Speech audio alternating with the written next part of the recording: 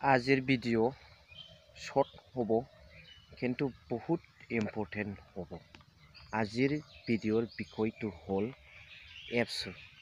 এপছৱে কেনেকুৱা পলিটিকেলাইজ হ'বলৈ গৈ আছে, সেইটো আজি আপোনালোক ওচৰত এই ভিডিঅ' মই আনিছোঁ। আৰু ইয়াৰ পিছত ৰাইজৰ আমাৰ বৰ ৰাইজসকলে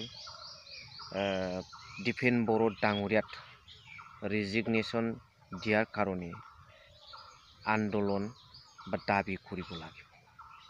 কাৰণটো কি হ'ল এইটো অলপ পিছতে আলোচনা বিলোচনা হ'ব। ইয়াত আগতে बिनि सिगां नोंथांमोन बयखौबो आंनि जिबि ब्लग चेनेलाव बरायग्रोबाय। Hello everyone, once again welcome back to the channel। दिनैनि गोदान भिडिअ नोंथांमोन बयखौबो गोसो गोथारै बरायदों। लोगोसे आसा खालामो इसोरनि अननायाव नोंथांमोन बयबो मोजां दं।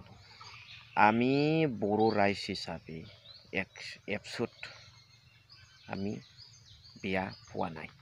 সদায় আগৰ পৰা আমি চাই আছোঁ এপছুৱে সদায় UPPLক সমৰ্থন দি আহিছে। তথাপিও আমি বেয়া পোৱা নাই, কাৰণ নিউট্ৰেলাইজ এটা অৰ্গেনাইজেশ্যন এপছুৱে। আজিৰ দিনত এইটো ডাবল কথা ক'ব লগা একো নাই। এপছু সকলো বৰ জাতিয়ে বুজি পায়। এটা নিউট্ৰেলাইজ নন পলিটিকেল অৰ্গেনাইজেশ্যন।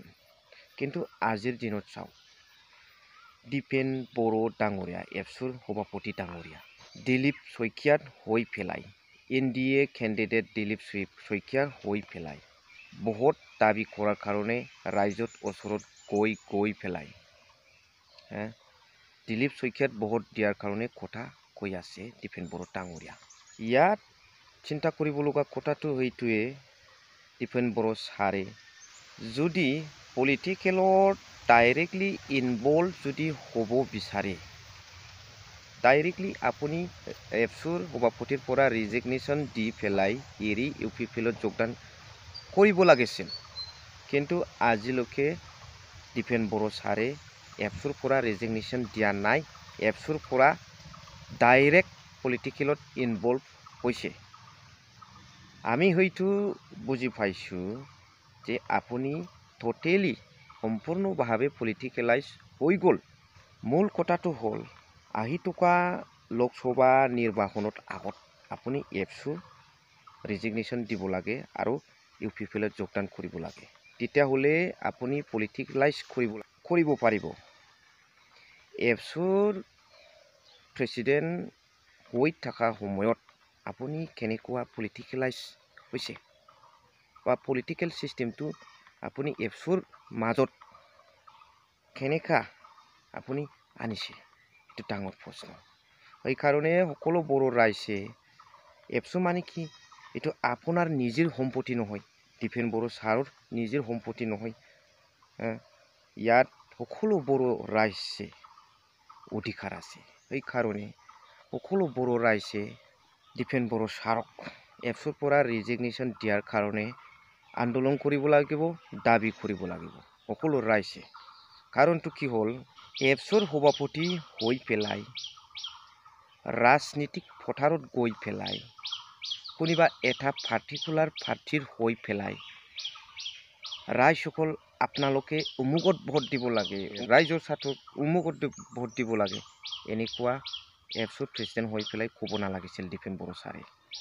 কিন্তু আজি চাওক, দিলীপ শইকীয়াৰ হৈ পেলাই এনেকুৱা কৰি আছে ডিফেন बर' ছাৰে। এই ঘটনা কাৰ্যক্ৰমটো আমি বৰ' ৰাইজ হিচাপে কেতিয়াও মানি ল'ব নোৱাৰোঁ। আৰু এনেকুৱা যদি ডিফেন बर' এজন সন্মানীয় এপছুৰ সভাপতি হৈ পেলাই এনেকুৱা কাম কৰে, তেতিয়াহ'লে এপছুৰ ওপৰত আহি থকা ভৱিষ্যতৰ কাৰণে বা ফিউচাৰ জেনেৰেশ্যনৰ কাৰণে এপছুৰ ওপৰত এটা প্ৰশ্ন আহিব, ইতিহাসত প্ৰশ্ন উঠিব। ডিউৰিং দ্য প্ৰেচিডেণ্টশ্বিপ অফ ডিফেন बर' why এপছু is directly involved in politics 2024 Lok Sabha election. रोखा लिरनानै दोनगोन सनानि हांखोजों जारिमिनाव। दा रायजो राजाफ्रा रायजসকল আপোনালোকে কি ভাবিছে कमेन्ट बक्सआव जनायदियक दा दिनैनि भिडिअखौ आं एसेखिनियावनो फोजोबबाय थेंक इउसै थेंक इउ वेरी माच फर वाचिं लाभ इउ अल